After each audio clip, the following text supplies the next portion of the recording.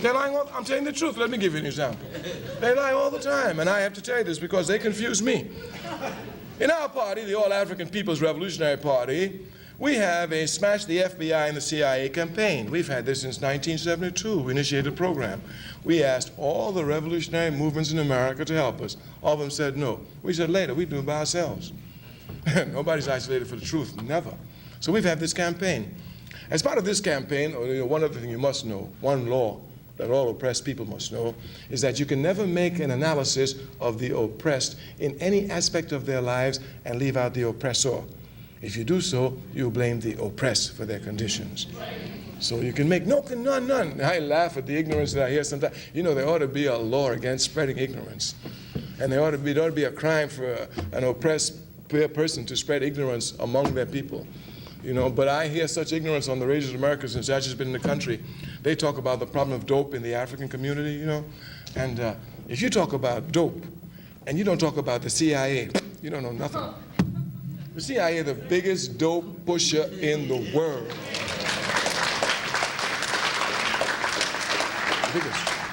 So if you don't talk about the CIA, you talk about dope, you don't know what you're talking about. You make it sound as these Africans, they grow their own crack, they grow their own cocaine, they manufacture themselves. Really, that's the CIA. But this fact. So we have this campaign to smash the CIA, and it's been going on for years. And in my party, I am in a task force to help to collect information. I've been following this information seriously. So, because I want to show how much they're involved in this drug business.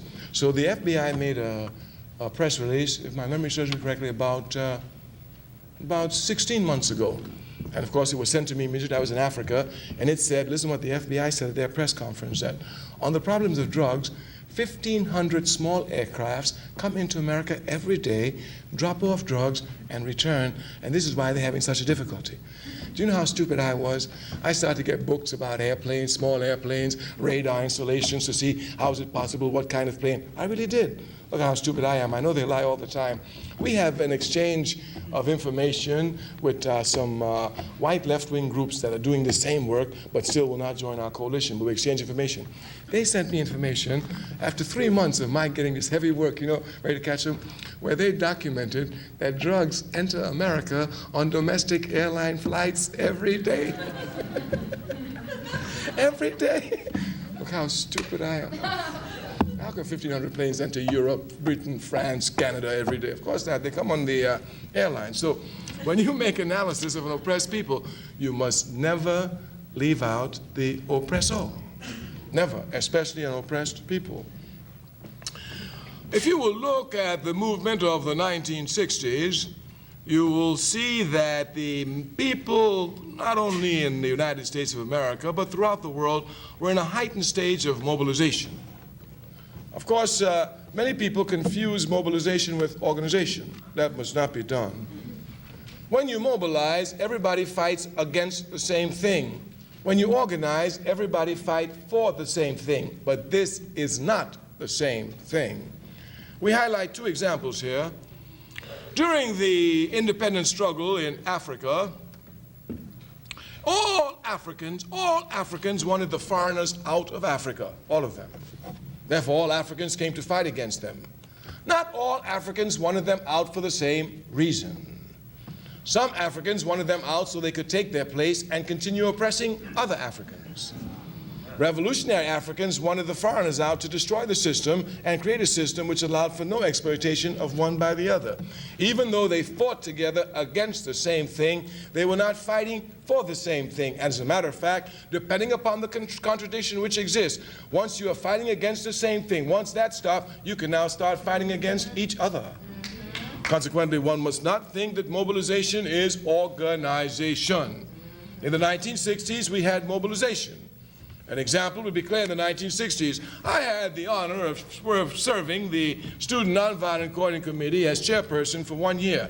My predecessor was a man named John Lewis. He is now a congressperson from Atlanta, Georgia. John Lewis and I both fought against segregation, seriously. And he has a distinguished record of struggle here, even more distinguished than mine.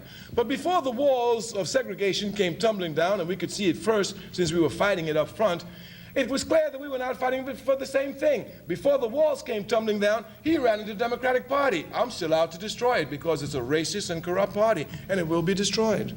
Yeah. So while we both fought against the same thing, we didn't fight for the same thing. This struggle in nationalism and sovereignty becomes crucial. Everyone would want the nation to be free. Everyone will fight for sovereignty, but not everyone will fight for the same type of nation. Right. Therefore, it is absolutely necessary that in the struggle today, the struggle be not seen as a mobilized struggle, but as an organized struggle. When you organize, then you fight for the same thing. That those who want to fight to get Hawaii independence and run out the Americans so they can take the American people place and oppress the other Hawaiians, let them form their own party.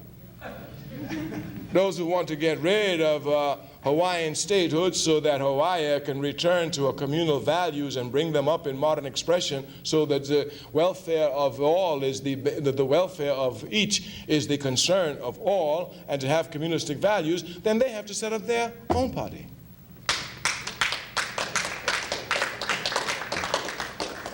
And even if they come together in their fight against the common enemy, at least they will know from the very beginning, so there will be no confusion. There's no need to repeat history. This aspect then must be properly understood. Mobilization thus, of course, in the struggle for independence, in the struggle, the nationalism is used as a struggle to mobilize the people. But it must be used also not only to mobilize the people, but to consciously organize the people. This, then, is the problem that we face throughout the world today. The imperialism systems of the world will have us believe that the conscience of the people today is less than it was in the 60s. Nothing is further from the truth. This cannot be. Certainly, I cannot admit it just because of my humble participation in the struggle. You mean all this work, nobody gained none? No, no, no. No. We could never even think of that. It's not even arrive at our conception here. Yes. The people today are more conscious of that. There isn't the slightest question. Even if one would just look at America, just look at it as is, one would see the people today are far more conscious. Certainly no one sitting here can tell me that a woman today is any less conscious of her responsibility to fight for her liberation than a woman in the 60s.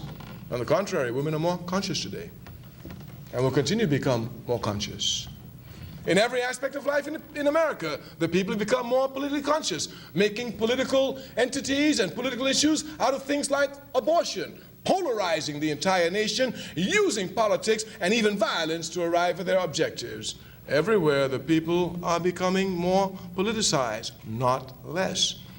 Even struggles that no one imagined in the 1960s are now found in America. Ecology movements not to cut down trees, just simple things like this, bringing political protest everywhere. The handicapped themselves protest in America, forcing Americans to become conscious of their responsibility, which they should have anyway, to be aware of their special needs. Consequently, everywhere the people are more conscious. There are less organizations today than there were in the 60s, but the consciousness of the people is rising. One must not think that because there's no organizations, the consciousness will not rise. No, the consciousness is instinctive. It rises all the time. Capitalism cannot stop it. It seeks only to slow it down. Thus, if you would look, the consciousness is rising everywhere. What is necessary?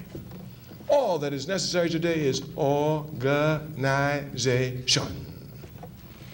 All that is necessary today is organization.